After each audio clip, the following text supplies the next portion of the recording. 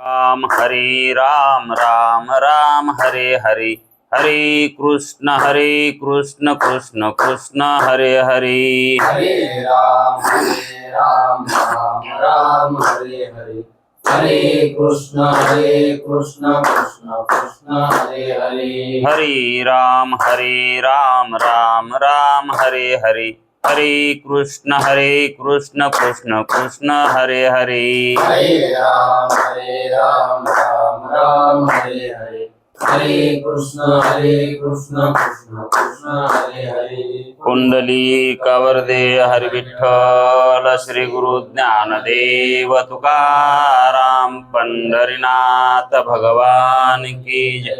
माऊली ज्ञानेश्वर महाराज की जय। जगद्गुरु तुकाराम महाराज की जय। ब्रह्मनिष्ठ ब्रह्मनाथ महाराज की जय। जो गुरुर्नवमी साखरे नाम विश्रुतम् ईशान चरण सानिध्यात् जीवा मुक्ता भवन्ति साखरे वंशविख्यातम् ज्ञानदान परायणम् विनायकं गुरुर्वन्दे भवबन्धविमुक्तये श्रीरङ्गनाथं गुरुराजवर्यं मुमुक्षूणां ज्ञानदानेकदक्षं प्रभावती क्षेत्रनिवासिनं नमामि वेदान्तविदां वरिष्ठं पुण्डलीकवरदे हरिविठ्ठल श्री गुरु ज्ञानदेव पंढरीनाथ भगवान की जय। माऊली ज्ञानेश्वर महाराज की जय। जो आनंद सत्य प्रकाश विभो आणि आधार नाम रूपास बुद्धी न जाणे आणि जाणे इतिहास तो अपार शुद्ध परमात्मा मीच्याशे माझे अपार स्वरूप समुद्रावरती जनो तरंग ब्रह्मा विष्णु महेश गणपती सूर्य चंद्र वरुण यम मिरविती देवी कुबेरही तैशेची जो सर्वज्ञानी दयाघन मुनी हृदयी ज्याचे करीती ध्यान त्याचे बुद्धी उपाधी करुण नित्या भान मजची माझी होतसे ज्याच्या अज्ञाने भाषे जगत जसा दोरीवरी सर्प दिसत परी द्वै ठायना सर्प जगत ते स्वतंत्र आणि स्वयं ब्रह्म मिथ्याशे पुण्य पुरुषी सदैव निष्काम बोध प्राप्ती कारणे भजावा राम तो मीची आहे आत्माप्त काम तरी नमन कवना करावे म्या जयांचे केलिया स्मरण सकळ विद्येचे होय अधिकरण हेची वंदू श्री चरण श्री गुरूंचे ते नमस्कारुनी आता चला विचार सागर तरंग पाचव्या तरंगाचं रहस्यामधली दुसरी शंका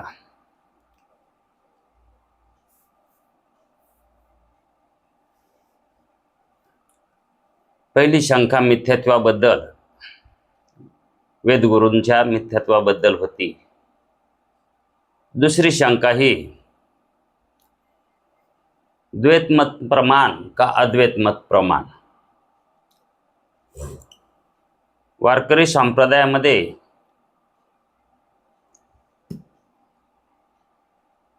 द्वैतमत प्रमाण नाही, शास्त्रालाही अद्वैतमतच प्रमाण आहे आणि वारकरी संप्रदायालाही अद्वैतमतच प्रमाण आहे।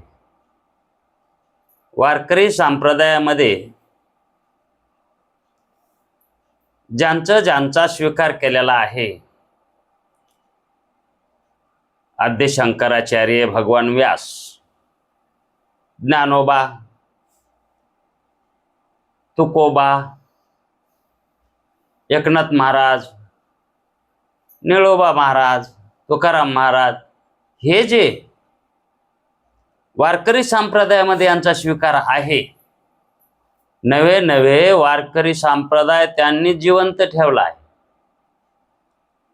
वारकरी संप्रदायच ते आहेत.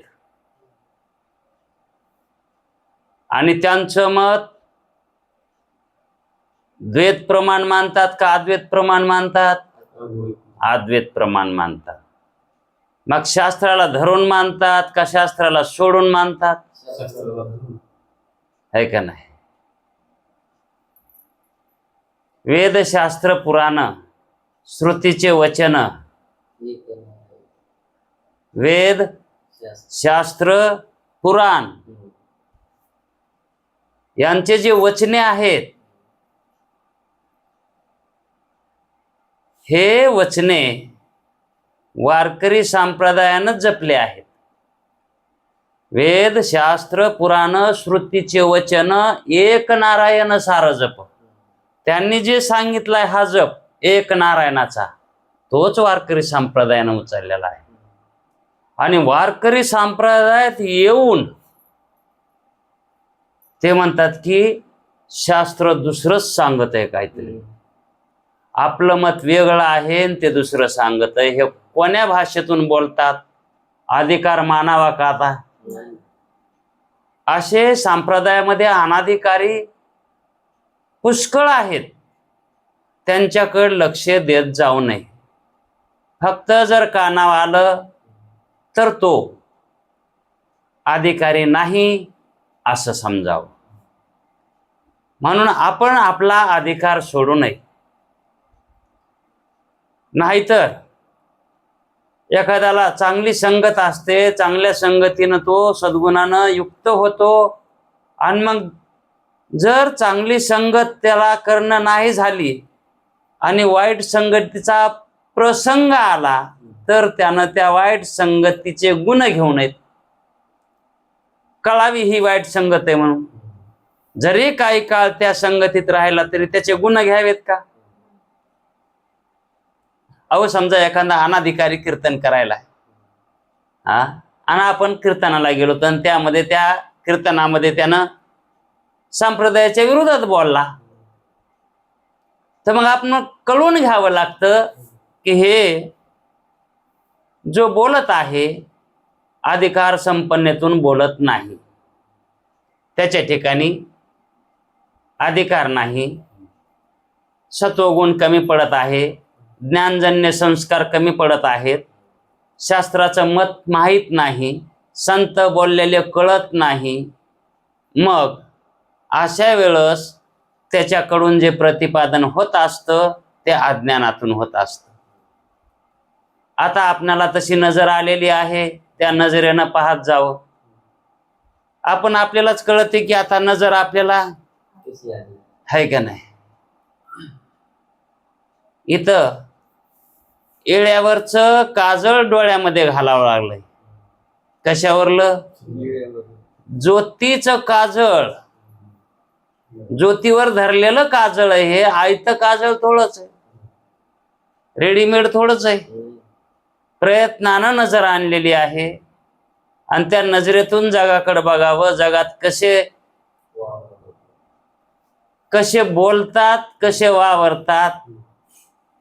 इथं फक्त बघायचंय, बोलून दाखवायचं नसतं, कारण सगळेच तसे येतं. म्हणून चोरून परमार्थ केलेला कितीही चांगला. चोरून परमार्थ करावा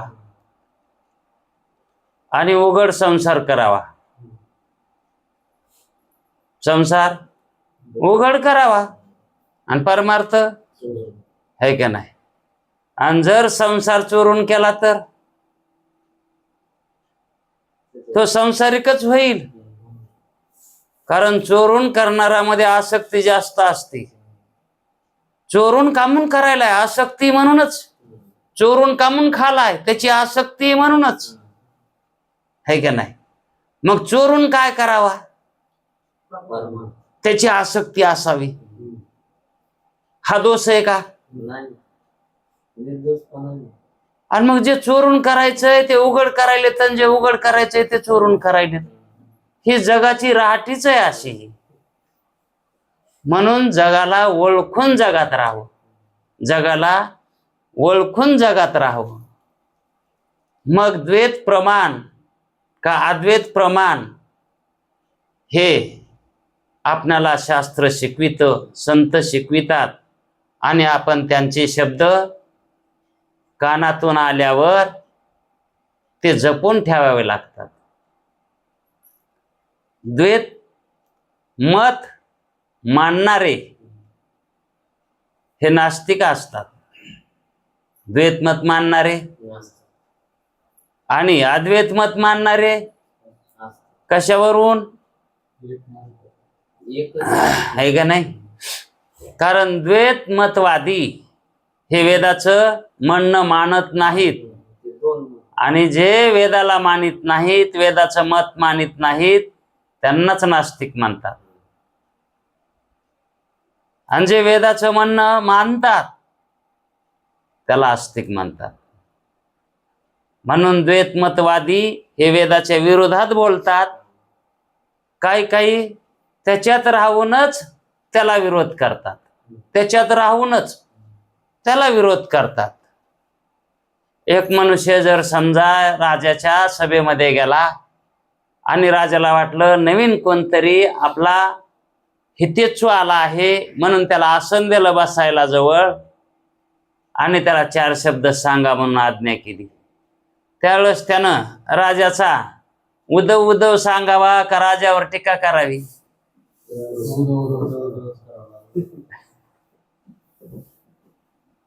आणि तर काय व्हायले? हे योग्य आहे का बरं?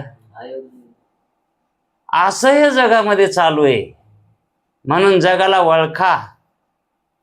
शास्त्र ऐकल्यावर जग सगळं कळतंय, जगात राहून जग कळतंय. म्हणून इथं सर्व बाजार द्वैताचा आहे. आपण जे जन्मलो तो द्वैतातच जन्मलोत. आपला जन्मच कशात झालेला आहे? द्वैतातच जन्म झालेला आहे, द्वैतातच राहायचं आहे, आणि द्वैतातच मरायचं आहे. है का नाही?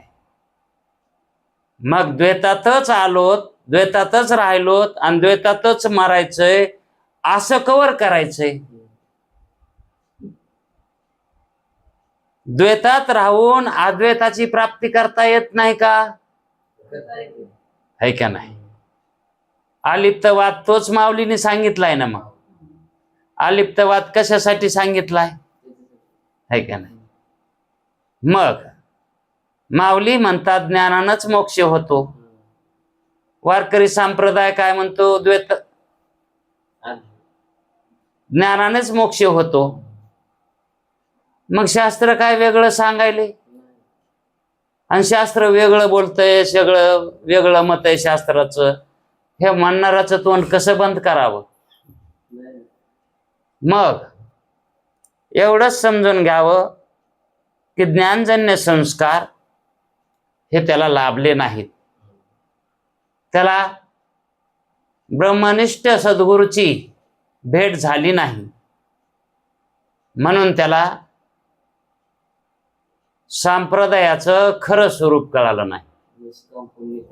वारकरी संप्रदायाचं खरं स्वरूपच कळालं नाही. वारकरी संप्रदाय केवढा आहे हेच कळालं नाही. म्हणून इथं जे द्वैतमत सांगितलं आहे ते भेदवाद्याचं आहे, आणि अद्वैत मत हे वेदांत्याचं आहे, श्रुतीचा आहे, शास्त्राचा आहे, आद्य शंकराचार्यांचा आहे, आणि भगवान व्यासांचा आहे. तेच माऊलींनी पुढं सोप्या भाषेमध्ये करून सांगितलं आहे. म्हणून माऊलीचं वर्णन करायचं आणि माऊलीनं सांगितलेला अद्वैत पटत नाही. माऊलीने शास्त्र नाही तर काय सांगितलंय? शास्त्रच सांगितलंय ना. दुसरं काय आहे मग? जे सांगितलंय तिथं काय आहे मग? शास्त्रच सांगितलंय ना. त्यांनी सांख्य मताचं खंडन केलंय, शून्यवाद्यांचं खंडन केलंय, न्यायशास्त्राचं खंडन केलंय. आता ते शास्त्रच आहेत ना. आणि मग आपला संप्रदाय शास्त्रीय नाही तर काय, शास्त्रीय पद्धतीनं चालायलाय का नाही? मग हे मोठे ना अशा चुका केल्यावर शिकवायचं तरी कोणाला? मोठाच चुकायलाय म्हणलं शिकवायचं कोणाला? कमाल वाटते आणि कधी कधी दुःखही वाटत आहे. जर मोहरप्यात चुकला तर महागल्ले त्याच वाटानं जाणार आहे का नाही? म्हणून दुसरा चिंतनीय विषय कोणता आहे? अद्वैत मत प्रमाण किंवा द्वैत मत प्रमाण. कारण अप्रत्यक्ष वस्तूचे प्रामाण्य श्रुतीवरून ठरवावे लागते. कशाचं? जे आपल्याला कळत नाही, जे आपल्याला दिसत नाही, जे आपल्याला जाणता येत नाही, ते कसं आहे? अप्रत्यक्ष आहे. प्रत्यक्ष आहे का ते? अप्रत्यक्ष असतं तर आपण त्याला बघितलं असतं, त्याला जाणलं असतं आणि कळालं असतं. आणि ते प्रत्यक्ष नाही म्हणूनच ह्या भानगडी व्हायल्यात ना आपल्याजवळ. म्हणजेच आपल्याला ते कळाना. मग ज्याला माहित आहे ते सांगायला त्याचं ऐकाव ना.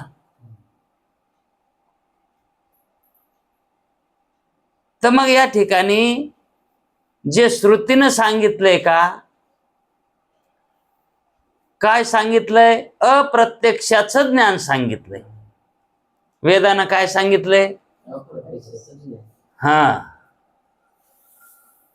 मग श्रुतीला माहित आहे का? माहित आहे तेव्हाच सांगायलंय ना. श्रुतीनं सांगितलंय, त्या श्रुतीनं सांगितलेल्याचाच अर्थ भगवान व्यासांनी काढला आहे आणि ब्रह्मसूत्रामध्ये सांगितला आहे. त्याच ब्रह्मसूत्रातला अर्थ आद्य शंकराचार्याने घेतला आहे आणि तोच उपनिषदामध्ये सूत्रभाष्यामध्ये मांडला आहे. त्या सूत्रभाष्यातून आणखी काही भाष्य निर्माण झाले, त्यामध्ये तोच अर्थ सांगितला आहे. ज्या अर्थी इथून तिथून तीच प्रणाली चालू आहे अद्वैत मताचीच, त्या अर्थी ते सत्यच आहे. म्हणजे वेदाचा अर्थ बरोबर आहे, वेदाचा अर्थ त्यांना कळाला आहे. मग श्रुतीवरून हे ठरवावे लागते. काय ठरवावे लागते? जे अप्रत्यक्ष आहे ते ती प्रत्यक्ष जे सांगायली का, हा, तिला माहित आहे म्हणून त्याच्यावरून आपणाला अप्रत्यक्ष हे ठरवावं लागतं. देव कोणाच्या म्हणण्याने ठरवावा लागतो? श्रुतीच्या म्हणण्यानुसार. कारण तिला माहित आहे, कारण ती अपौरुषीय आहे का नाही? मग त्या श्रुतीचे प्रतिपाद्य द्वैत. श्रुतीनं जर प्रतिपाद्य जर द्वैत आहे असं सांगितलं असतं तर, संसारच सत्य आहे असं जर सांगितलं असतं तर, किंवा अद्वैत आहे, अद्वैत आहे किंवा द्वैत आहे असं जर तिनं, हा प्रश्न ओघानेच प्राप्त होतो. काय सांगितलंय तिनं? श्रुतीचे प्रतिपाद्य द्वैत आहे असे म्हणावे तर श्रुतीचे अध्ययन किंवा विचार न करताही सर्व लोकांच्या अनुभवाने द्वैत आहेच. सगळे संसारिकच आहेत आणि सगळे संसाराला सत्य मानायले. तर मग श्रुती कशाला सांगेल संसार हाच शत्रूप आहे म्हणून? हो, सांगायची गरजच नाही ना. मग द्वैत सांगायची गरजच नाही, सगळे द्वैतातच नांदायले. तर श्रुतीचे अध्ययन किंवा विचार न करताही सर्व लोकांच्या अनुभवाने, सगळ्या लोकांच्या अनुभवाने द्वैत प्रमाण्य सिद्धी सहजच आहे. सगळ्या लोकांना द्वैत आहेच. मग द्वैत प्रतिपादन करून श्रुतीने जास्त ते काय ठरविले? श्रुतीनं द्वैत सांगितला म्हणावं तर श्रुतीनं काय कमाल केली? द्वैत आहेच ना, जग सगळं द्वैतातच वागायलेत ना, मग श्रुतीला सांगायची काय गरज नव्हती ना. मग काहीच नाही, श्रुतीनं काहीच ठरविलेलं नाही. ते मग जर तसं ठरविलं म्हणलं तर मग श्रुतीला काहीच किंमत नाही. आहे तेच सांगितलंय म्हणल्यावर, दिसायला तेच दाखविलं म्हणल्यावर, कळायला तेच कळून दिलं म्हणल्यावर, हो जसं हरिपाठ महाग म्हणतात तसं महाग म्हणतात ना, पुढे एक म्हणणारा असतंय महाग एक म्हणणारा असतंय, तसंच मग श्रुतीला म्हणावं लागेल महाग म्हणणारी आहे. श्रुती महाग कशाला म्हणेल? बरे, श्रुतीनं अनुभव सिद्ध द्वैताची प्रामाण्य सिद्धी केली असे म्हणावे तर काय होईल? कारण श्रुतीनं अनुभव सांगितलाय जगताचा, असं जर मानलं तर नाही. हो, श्रुती अद्वैतच सांगते, पण तिला अनुभव जगताचा आहे म्हणून तिनं जगाचा अनुभव घेऊन सांगितलंय. असं जर म्हणावं तर श्रुतीस अनुवादकता येईल. श्रुती सांगायली असं होईल ना, द्वैत सांगायली असंच होईल. श्रुती अनुभव सांगायली म्हणून श्रुतीच सांगायली असं म्हणावं लागल.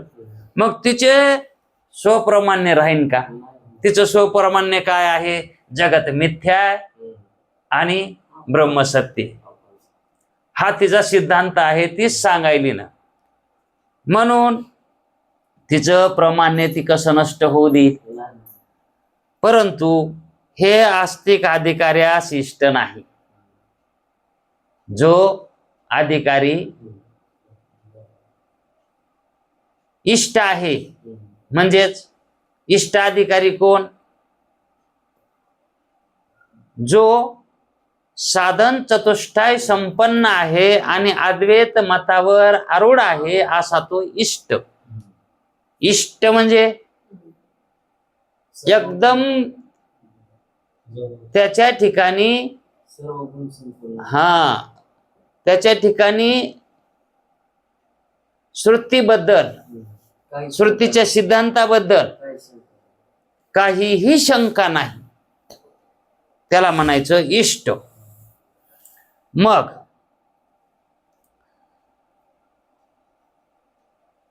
आस्तिक अधिकाऱ्यास इष्ट नाही. कारण त्याचं कारण सांगतात का त्याला इष्ट नाही. तर प्रथम प्रत्यक्ष प्रमाण आहे. सुरुवातीला कोणतं प्रमाण सांगतात? आता हे प्रत्यक्ष प्रमाण एक आहे, अनुमान प्रमाण एक आहे, उपमान प्रमाण आहे, अर्थापत्ती आणि अनुपलब्धी, हे 5 प्रमाण. हे किती प्रमाण आहेत? 5 प्रमाण आहेत. 5 शास्त्राचे 5 प्रमाण: प्रत्यक्ष, अनुमान, उपमान, अर्थापत्ती आणि अनुपलब्धी. या प्रमाणाचा जर अर्थ पाहिला तर प्रत्यक्ष प्रमाणाचा अर्थ काय आहे? जे प्रतीतीला येतंय ते दाखविणे, है का नाही? त्याला काय म्हणायचं? प्रत्यक्ष. या सर्व प्रमाणापेक्षा अपौरुषीय श्रुतीचे, आता हे 5 प्रमाणापेक्षा श्रुतीचे म्हणजे अपौरुषीय. श्रुती कशी आहे? वेद अपौरुषीय आहे. श्रुतीचे प्रमाण्य बलवान आहे, प्रबल आहे. या 5पेक्षा श्रुतीचं प्रमाण बलवान आहे, श्रेष्ठ आहे, असे शास्त्रकारांनी निश्चित केलेले आहे. शास्त्रकारांनी असे निश्चित केले म्हणजे मानलंय की श्रुतीचे प्रमाण हे कसं आहे? प्रबल आहे. सगळ्या शास्त्रांना मानलेलं आहे. कारण सगळे शास्त्र वेदाला बलवान मानतेतच. शिवाय प्रत्यक्ष प्रमाणास पदार्थाचे ज्ञान करून देण्यापलीकडे पदार्थावर, त्या पदार्थावर सत्यत्व ठरविण्याचा अधिकारच नाही. प्रत्यक्ष प्रमाणानं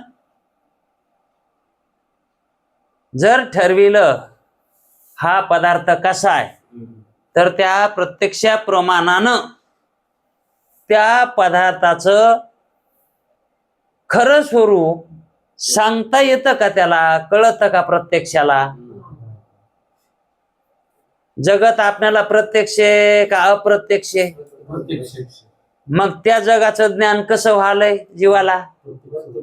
प्रत्यक्षच व्हायले ना. आणि अर्थ काय काढायला त्या प्रत्यक्षाचा?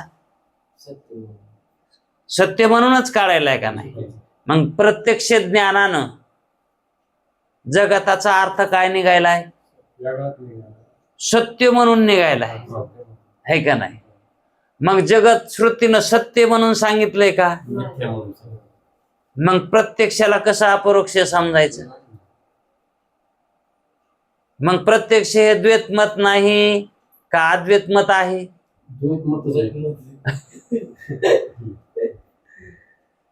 द्वैतमतच आहे. म्हणून प्रत्यक्ष जरी प्रमाण असलं तरी ते प्रत्यक्ष अपरोक्ष नाही. डोळ्यानं दिसायले म्हणून हेच खरंय असं काही नसतंय. म्हणून प्रत्यक्ष प्रमाणास पदार्थाचे ज्ञान करून देण्यापलीकडे पदार्थावर सत्यत्व ठरविण्याचा अधिकारच नाही. फक्त ज्ञान करून द्यायचं त्याचं काम आहे प्रत्यक्षाचं. मग तो पदार्थ सत्य का मिथ्या आहे हे त्याचं काम नाही, हे प्रत्यक्षाचं काम नाही. त्याला ते अधिकारच नाही, त्या प्रमाणाला अधिकार नाही. ते उदाहरण सांगतात असे पहा की कसं रज्जूवर भासणाऱ्या सर्पाचे प्रत्यक्ष होतं का नाही? मग प्रत्यक्ष प्रमाण ज्ञान करून देऊन सत्यत्वही ठरवून देते. प्रत्यक्ष ज्ञान करून देऊन आणि सत्यत्व बी करून देते, है का नाही? पण ते सत्यत्व रज्जू ज्ञानाने बाधिती होऊन जाते. होऊ नये ना. मग ते रज्जूचं ज्ञान झाल्यावर का बाधित व्हावं त्यानं? आणि मग ज्या अर्थी ते बाधित व्हाले त्या अर्थी बाध्य विषय येते. आणि बाध्य विषय सत्य असतो का? अबाध्य विषय जो असतो तो सत्य असतो. जो तिन्ही कालामध्ये असतो तो सत्य असतो. आणि ज्याची तिन्ही कालामध्ये सत्ता राहत नाही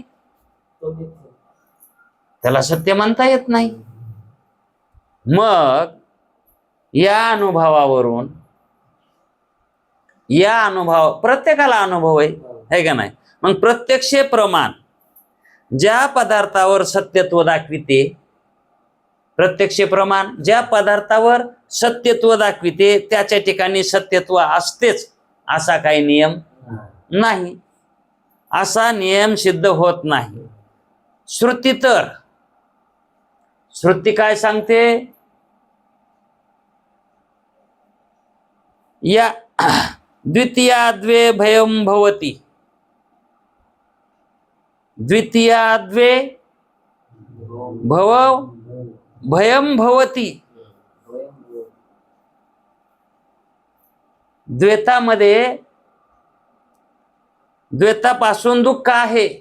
द्वैतात भवति दुःखम, द्वैतात दुःख आहे म्हणजे द्वैतात दुःखाचे बीज आहे. द्वैतामध्ये दुःखाचे बीज आहे असे सांगून या वाक्याने भूमा व्यतिरिक्त म्हणजेच ब्रह्मा व्यतिरिक्त, ब्रह्माला इथं भूमा हे नाव आलं आहे.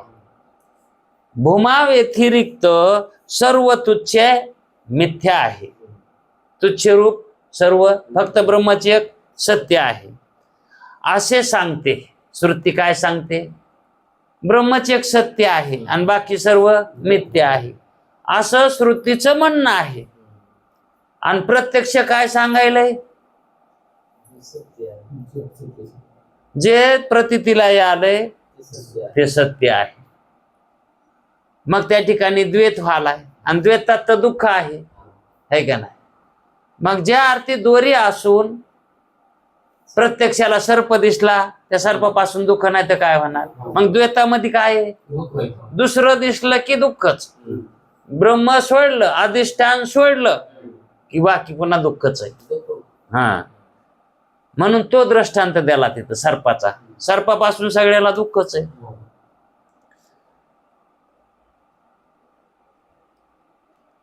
असे ब्रह्माचे प्रतिपादन करून मृत्तिकेच्या दृष्टांताने श्रुतीने त्याचे सत्यत्व ठरविले आहे. श्रुतीने सत्यत्व ब्रह्माचं ठरविलेलं आहे. कशावरून?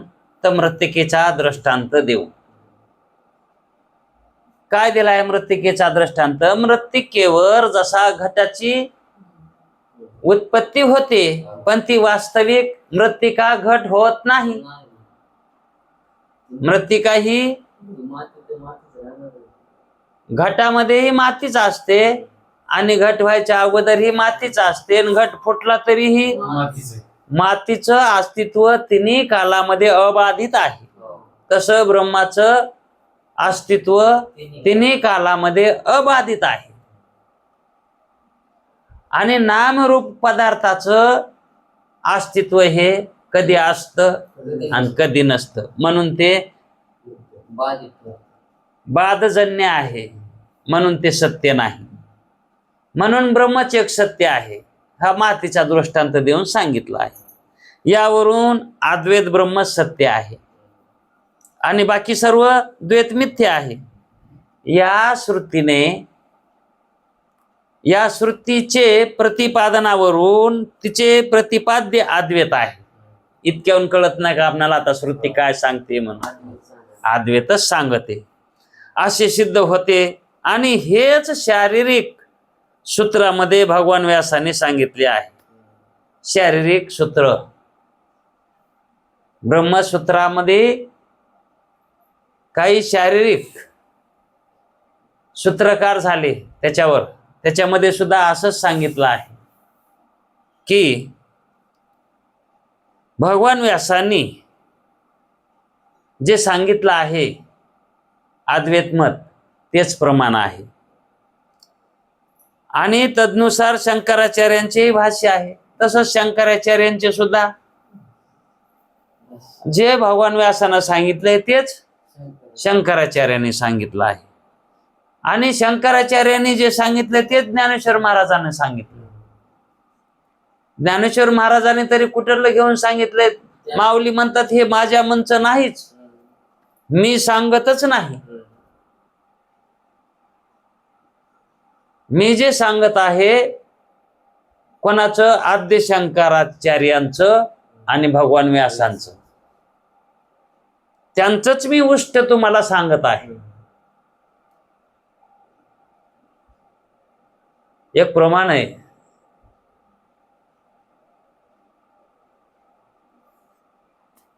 वाट पुसतो काहीतरी असं प्रमाण आहे. त्यांनाच मी वाट विचारितो आणि त्यांना वाट विचारूनच सांगतो, म्हणजे त्यांचाच अभ्यास करून मी सांगायलो असं त्याचा अर्थ आहे.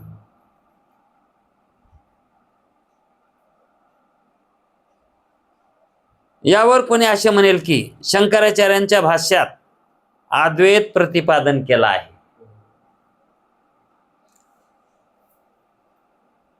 यावर कोणी असे म्हणेल की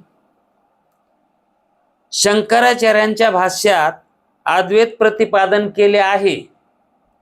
हे बरोबर आहे, शंकराचार्यांनी अद्वैत प्रतिपादन केले आहे आणि त्यांनी अद्वैत प्रतिपादन केलं आहे म्हणून व्यासांनी सांगितलेला अद्वैत हा खरा मानायचा का? कोणी जर असं म्हणलं तर अहो भगवान व्यासांनी अद्वैताचंच प्रतिपादन केलं आहे. कशावरून? तर शंकराचार्यांनी त्यांच्या सूत्रामध्ये त्यांनी अद्वैतच प्रतिपादन केलं आहे. हा, आणि त्यांनी कोणाचं ऐकून प्रतिपादन केलंय? व्यासांचं केलं आहे. मग एखादा जर म्हणेल की बाबा आद्य शंकराचार्यांनी जे अद्वैत प्रतिपादन केलं आहे हे शंकराचार्यांनी केलं म्हणून मानायचं का? म्हणजे सरळ शंका उत्पन्न होती ना, शंकराचार्यांनी केलं म्हणूनच भगवान व्यासाने सांगितलं असं मानायचं का? एवढ्यावरूनच व्यासांची सूत्रे अद्वैतपर आहेत असे म्हणता येणार नाही. शंकराचार्य अद्वैत सांगतात म्हणून व्यासी अद्वैत सांगतात असं म्हणता येणार नाही. कारण त्याच व्याससूत्राचा रामानुजाचार्यांनी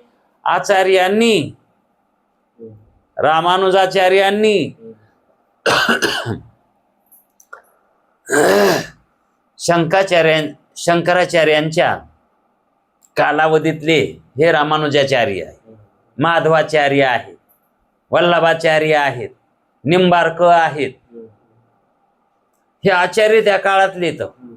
आणि हे सगळे द्वैतवादी होते. हे सगळे कसे होते? द्वैतवादी होते.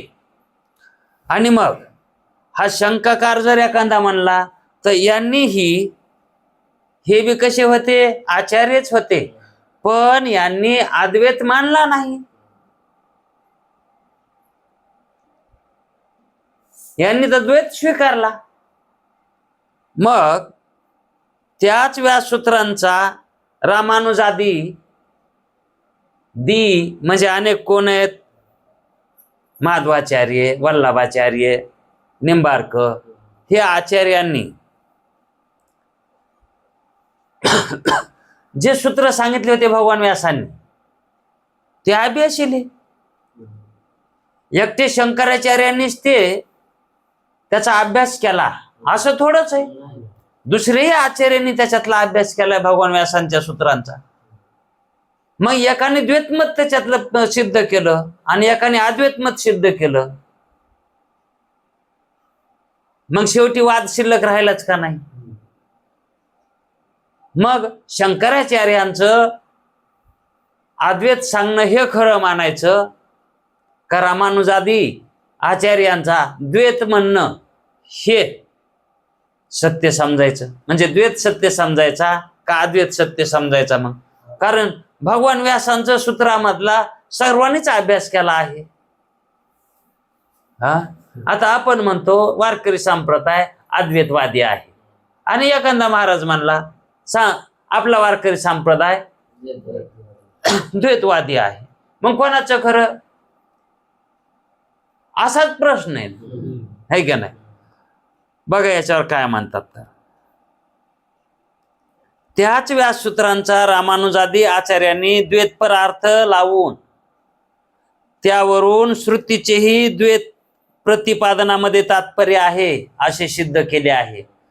त्यांचं मत काय आहे? श्रुती सुद्धा द्वैत प्रतिपादन करणारी आहे. त्यांनी तसं सिद्ध करून दिलेलं आहे. यावरून व्याससूत्रांचे किंवा मूळ श्रुतीचे तात्पर्य मूळ श्रुतीचे म्हणजे वेदाचे तात्पर्य अद्वैत प्रतिपादनामध्येच आहे का द्वैत प्रतिपादनामध्ये आहे असे निश्चित म्हणता येणार नाही. असा निश्चय करता येणार नाही. कारण दोन शिष्य एका गुरुकडे शिकू लागले आणि सद्गुरूनं जर समजा अद्वैत मत सांगितलंय, अद्वैत मत सांगितलं, पण एकाला अद्वैत मत मान्य झालं आणि एकाला त्याचा द्वैत उत्पन्न झाला, म्हणजे त्याला भेद त्या ठिकाणी सत्य ज्ञान झालं नाही म्हणून त्याला भेद ज्ञान झालं. त्या गुरुनं सांगितलंय अद्वैतच, पण याला अद्वैत ज्ञान झालं नाही, त्याला भेद ज्ञान झालं. आता दोन्ही शिष्य एकाच गुरुचे आहेत. मग एकाला झालंय अभेद ज्ञान आणि एकाला झालंय भेद ज्ञान. मग कोणाचं खरं? आता गुरु नाही, दोन शिष्य आहेत आणि ते जगाला सांग सुटलं, एक द्वैत सांग सुटला आणि एक अद्वैत सांग. मग कोणाचं खरं मानायचं? हा का नाही प्रश्न. जर समजा एखाद्या माणसाला दोन जावाई दृष्टांत सांगितला होता तो माणूस गृहस्थ चोर होता, तो माणूस चोरच गृहस्थ, आणि त्यानं त्याच्या 2 मुली त्या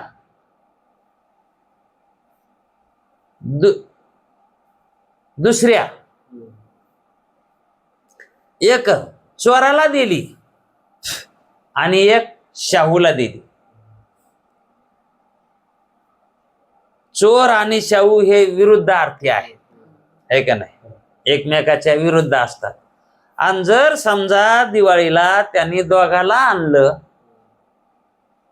आणलं घरी, तर त्या ठिकाणी ह्या दोघांचा सासरा चोर आहे,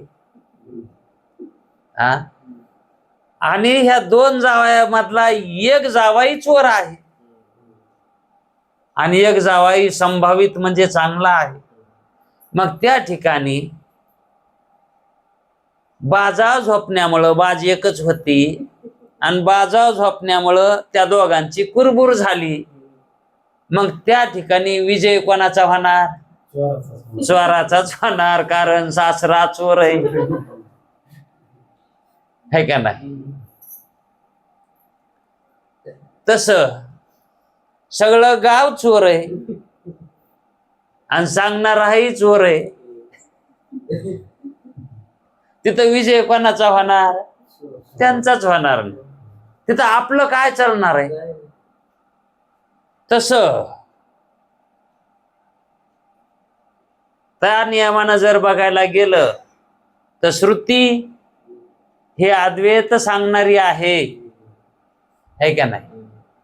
आणि आद्य शंकराचार्य यांनीही अद्वैत सांगितलं आहे का नाही.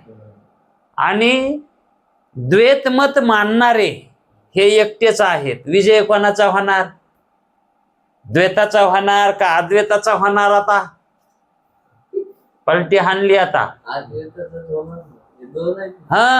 श्रुती माता ही काय सांगायली? अद्वैतच सांगायली. शंकराचार्यांनी, भगवान व्यासांनी अद्वैतच सांगितलाय. मग रामानुजाचार्यांचं काय चालणार आहे?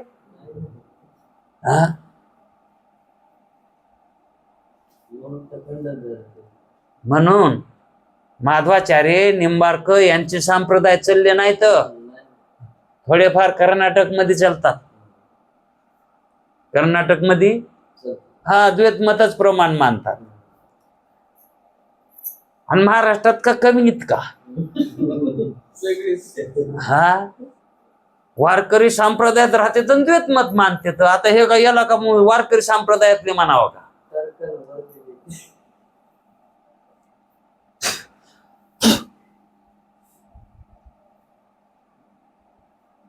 असे निश्चित म्हणता येणार नाही. आता आणखी इथं निवाडा इथं झालेला नाही. अशी शंका सरळ व निपक्षपाती बुद्धीच्या पुरुषाशी येणे साहजिकच आहे. आता आपल्याला वाटायले ना आता काय होईल म्हणून. द्वैतमत मानायचं का द्वैतमत मानायचं? कारण या ठिकाणी काय म्हणाले तर रामानुजाचार्यांनीही भगवान व्यासांच्या वाङ्मयाचा अभ्यास केलाय आणि आद्य शंकराचार्यांनीही व्यासांचा अभ्यास केलाय. मग रामानुजाचार्य भेद प्रतिपादन करतात आणि शंकराचार्य अभेद प्रतिपादन करतात. मग शंकराचार्य अभेद प्रतिपादन करतात म्हणूनच शंकराचार्याने श्रुतीनं अभेद प्रतिपादन केला असं म्हणता येतंय का? कारण हे येईना अभ्यास केलाय आणि हे म्हणालेत नाही श्रुतीनं द्वैत प्रतिपादन केलंय. मग कोणाचं खरं? असं आपल्यासारख्या माणसाला असे निश्चित म्हणता येणार नाही. अशी शंका सरळ निपक्षपाती बुद्धीच्या पुरुषास, म्हणजे ज्याच्या बुद्धीमध्ये पक्षपात नाही, खरंय बाबा दोघांना अभ्यास केलाय, मग खरं कोणाचं आहे काय आपल्याला कळत नाही. अशी शंका येणं साहजिक आहे. म्हणून याबद्दल थोडा जास्त विचार करणे आवश्यक आहे. असा विचार करणे आवश्यक आहे. या विचारामध्ये काय समाधानाची गोष्ट अशी आहे की कसं समाधान करून घ्यायचं? व्याससूत्रावर भाष्य लिहिणाऱ्या सर्व आचार्यास व्यासांचे प्रमाण्य मान्य आहे. व्यासांचे प्रमाण्य यांना मान्य आहे ना. कोणाला? जे द्वैत मत मानतात का त्यांना व्यासांचं मानणं हे, व्यासाबद्दल त्यांचं काहीच म्हणणं नाही. त्यांनी व्यासांच्या सूत्रभाष्यांचा, ब्रह्मसूत्राचा अभ्यास केलेला आहे आणि त्यांचं मत मान्य आहे. व्यासांचं मत सगळ्यांना मान्य आहे. द्वैतवाद्यालाही मान्य आहे, अद्वैतवाद्याला तर मान्यच आहे. मग सगळ्यांना मान्य, प्रमाण आहे, प्रमाणित मानतात ते. ती श्रुत्यर्थ निर्णयाकरताच प्रवृत्त झाली आहेत. श्रुतीचा अर्थ उघड व्हावा याच्यासाठीच ते सूत्रभाष्य निर्माण केलेले आहेत असं ते मानतात. ही गोष्ट मान्य आहे त्यांना. आता व्याससूत्रांचे तात्पर्य कशात आहे याचा दुसऱ्या दृष्टीने विचार करू. व्यास यांचं तात्पर्य कशात आहे? कशात आहे म्हणजे द्वैतात आहे का अद्वैतात आहे? त्यांच्या ह्याच्यावरच आहे ना आता. कारण सगळ्यांना तर मान्यच आहेत ना व्यास. सगळ्यांनी त्यांच्या सूत्रांचा अभ्यास केलेला आहे आणि त्यांच्या त्याचा विश्वास आहे. मग त्यांनी काय सांगितलं याच्यावरच अवलंबून आहे. मग व्यासांनी काय सांगितलंय याचाच आपणाला विचार करणं महत्वाचं आहे. कोणी काय बी म्हणू, व्यास काय म्हणलेत याच्यावरच निर्णय लागणारा आहे. याचा दुसऱ्या दृष्टीने विचार करू. एकंदर शास्त्रकारात 6 नास्तिक शास्त्र येतं. असे 12 एकूण शास्त्र येतं. 6 नास्तिक शास्त्र येतं आणि 6 आस्तिक शास्त्र येतं. आता या ठिकाणी नास्तिक शास्त्राचा विचार केला नाही, कारण त्याची ज्या गावाला जायचं नाही त्याचा विचार कशाला करायचा म्हणून त्यांनी घेतलेच नाही, है का नाही? वाचताना असं लक्षात आलतं का ज्या गावाला जायचं नाही त्या गावाचं नाव वाचताना बी असं लक्षात येत जावं हो, म्हणजे पुन्हा आपल्याला सांगायला सोपं जातंय.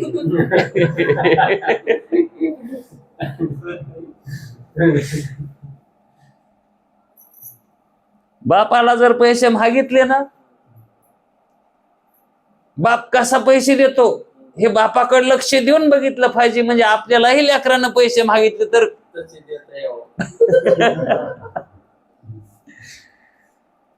असं एकंदर शास्त्रकारात 6 नास्तिक, है का नाही? नास्तिक म्हणजे काय? वेदाला प्रमाण न मानणारे नास्तिक शास्त्रकार आहेत, ते 6 आहेत. आणि त्यापैकी नास्तिक शास्त्रकारासंबंधी आपणास तूर्त विचार करण्याची आवश्यकता नाही. इथं आपल्याला त्याची सध्या तर विचार करायची गरज नाही म्हणून त्यांचा काही खुलासा केला नाही. आस्तिक शास्त्रकारात कपिल. आस्तिक शास्त्रकारात कोण? कपिल. या कपिलांचं कोणतं शास्त्र आहे? सांख्यशास्त्र, आहे का नाही? आणि त्याचं थोडंफार काही मत मानणारा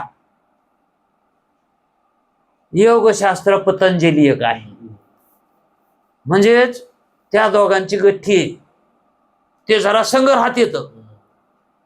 शेवटी दोघांचं मत वेगळंच आहे, पण काही अंशी थोडं जुळत आहे. काही ते त्याच्यातलं जरसक ते मानतेत आणि त्याच्यातलं हे जरसक मानतेत, म्हणून दोस्ती झाली, है का नाही?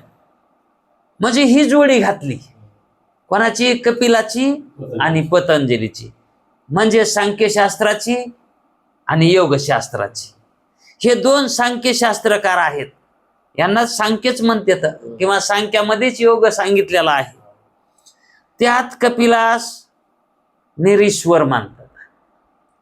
कपिल ईश्वर मानितच नाही. सांख्यशास्त्रकार ईश्वराला मानित नाही, ईश्वर मानितच नाहीत. हा, ते म्हणतात ईश्वराची गरजच नाही. ईश्वर मानायची काय गरज आहे?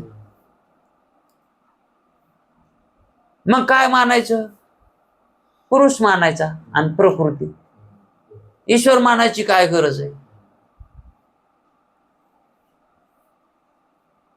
हा भाग गेलेला आहे आपला.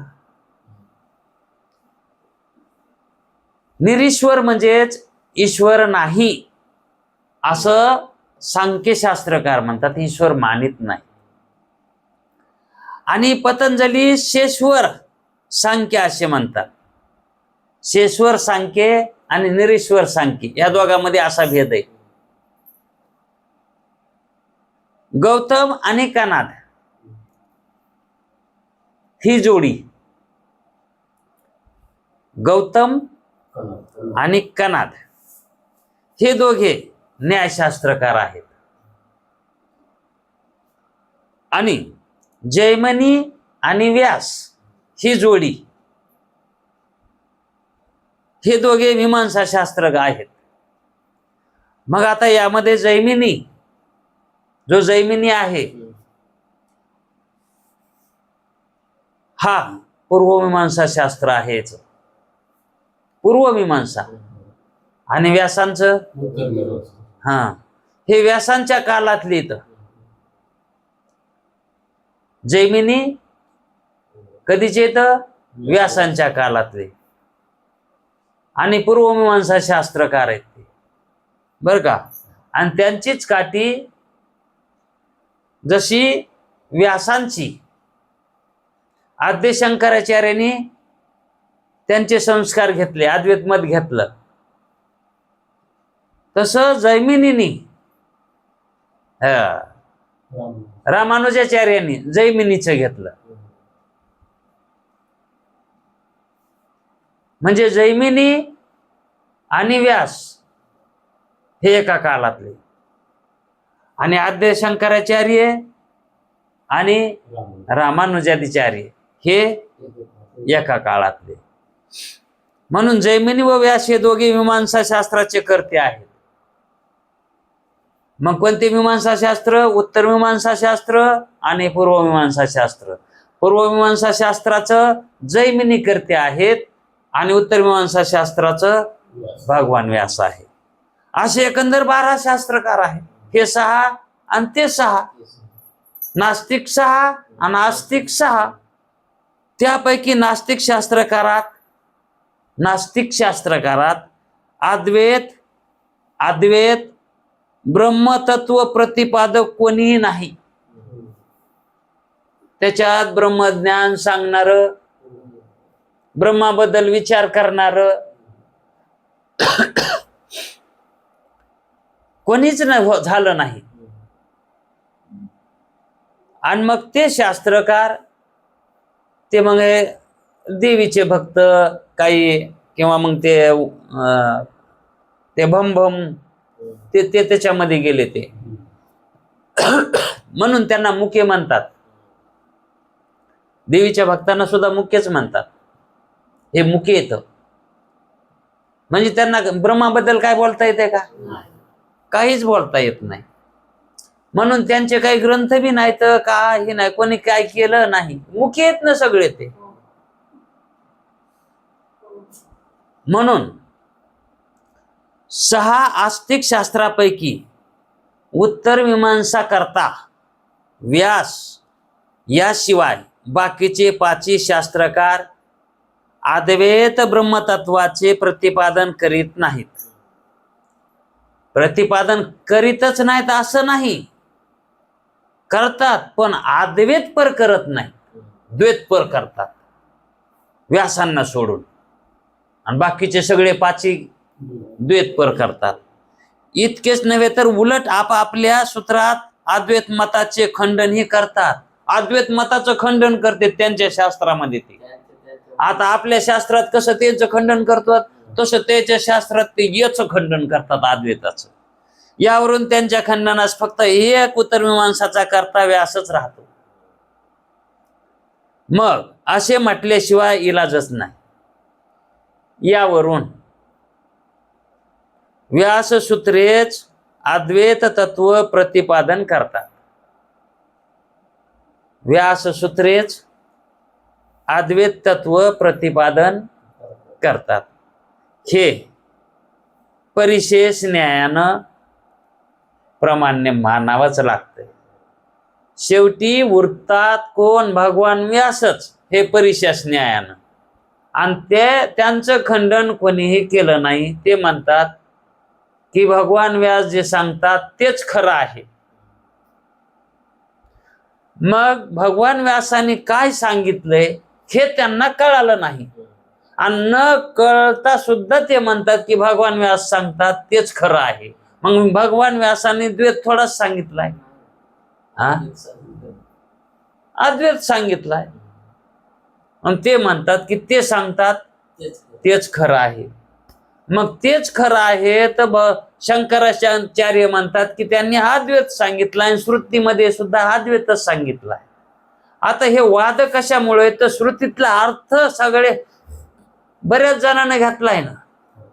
मग त्याच्यात कोणी द्वैत पर घातलाय आणि कोणी अद्वैत पर घातलाय. अहो एखादा जर चोरी करताना गावसाला गाव आल्याच तर कोणी म्हणतंय मारा मारा आणि कोणी म्हणतंय मारू नका मारू नका. मग खरं काय करावं? त्याचं पोलिसाच्या हातात द्यावं. काय शिक्षा करायची तर ते पोलिस करतील, है का नाही? तसं मूळचे जे वेदातलं सार जाणणारे श्रेष्ठ असणारे भगवान व्यास आहेत. म्हणून ते जे न्याय देतील तेच योग्य आहे.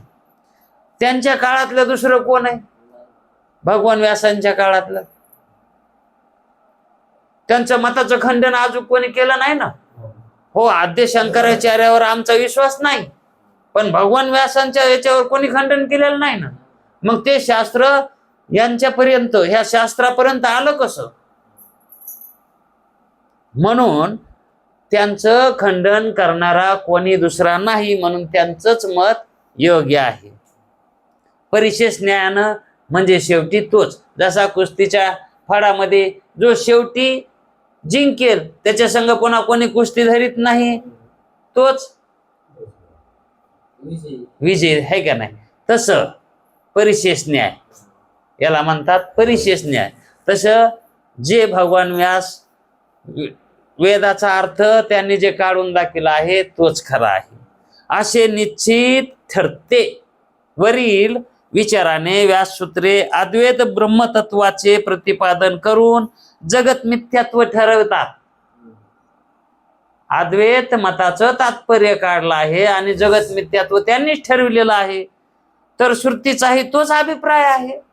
अहो, श्रुतीचा तो अभिप्राय आहे म्हणून त्यांनी तो अभिप्राय सांगितलाय ना. श्रुतीचाच अभिप्राय सांगितलाय ना, त्यांनी का मनानं सांगितलाय का? हे सिद्ध होण्यास काहीच अडचण राहत नाही.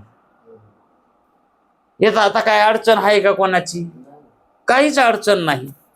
याकरता अद्वैत मत ब्रह्मतत्व हेच श्रुतीस प्रतिपाद्य आहे.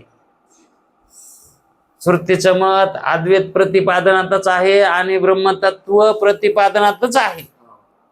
ब्रह्म सत्य, जगत मिथ्यात्व हेच श्रुतीचं म्हणणं आहे. असे सिद्ध होते म्हणजे होतेच. म्हणून ग्रंथात श्री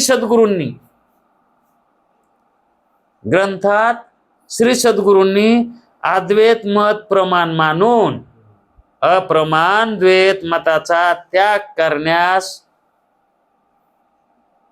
जे श्री गुरु आणि आदृष्टी यांचा संवाद चालू लागला त्यामध्ये अद्वैत मत प्रमाण मानून अप्रमाण द्वैत मत त्याग करण्यास, द्वैत मत हे अप्रमाण आहे आणि त्याचा त्याग करायचा सांगितला. म्हणून अद्वैत मतच प्रमाण आहे आणि द्वैत मत अप्रमाण आहे, हे सिद्ध झालं का नाही? म्हणून सद्गुरु काय म्हणाले आदृष्टीला की आदृष्टी नावाच्या दुसऱ्या शिष्यास असे त्यांनी सांगितले की द्वैत मत हे प्रमाण नाही, अद्वैत मतच प्रमाण आहे. त्यांनी विचारलेल्या शंकेचं त्यांनी उत्तर दिलं आहे. समाधान आदृष्टीचं केलं होतं. असा विषय अगोदर गेला होता, त्याचं सीमावलोकन करून सांगितलं. आणि आता याचाच आणखी काय थोडासा खुलासा राहिलाय तो उद्याच्या वेळामध्ये बघू. तोपर्यंत थांबू. पुंडलिक वरदे हरी